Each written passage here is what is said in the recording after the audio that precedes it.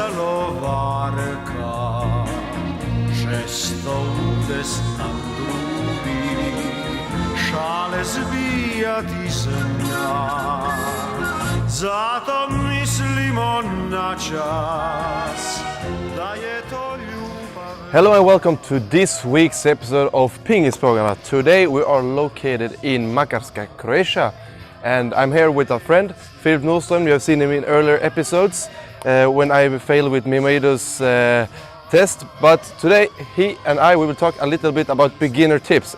He, as a beginner player, will give his experiences and his tips, and I will also try and help him out. So, huge welcome to Filip. Thank you, it's a pleasure. Let's go. So the first thing I want to tell you guys, as a beginner player, I have fully focused on both training and matches, and when I get a good shot, I will try to remember it so I can practice it on the next training and do it even better on the next match. One thing that I always try to tell my players, and this is especially for beginner players, it's how they stand. They stance when playing. A lot of people do the mistakes of standing too close. Some people stand too far away. But the most common issue I see on beginner players are when people are standing like this or like this. Often they stand like this with the right leg before as a right-handed player, just to make it easier to play backhand. Here it's very easy to play backhand, but it makes it impossible to play forehand. And some people stand like this when they play forehand, and then it makes it impossible to play backhand. So for all beginners in the world, please think about your stance. It should be parallel, the left and right foot.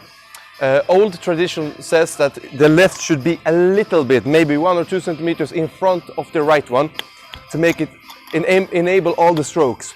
Here you can see I can play backhand, I can play forehand, I can do the movement, play forehand from middle, I can go in, I can get out. So the stance is very important for all beginner, mediocre and professional players actually. Third tip I have for you guys is, as a beginner, just focus to get the fundamental strokes perfect. So forehand, backhand, get some serves in. Don't complicate it for yourself and try to go beyond your own level.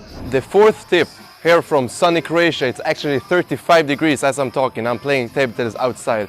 It's watch a lot of table tennis, and beside watching table tennis, try and think about table tennis, breathe table tennis, live table tennis. That's what I do. But also, I see a lot of, not amateur players mostly, but young players who almost are forced to play. You should never do something you don't want to, but if you do table tennis on your own level, you find it fun. If you find it fun to play 1 time a week, you play one time a week. If you find it fun to play 2 times a day, you play that. Find your own level, watch a lot of table tennis, breathe, live and eat table tennis.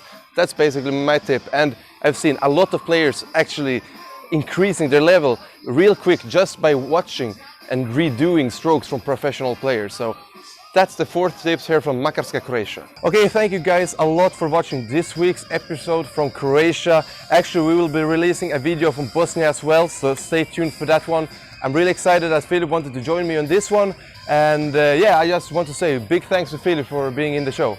Thank you for having me on the show. It's been very fun. Don't forget to subscribe, like and comment. See you next week. See you next week.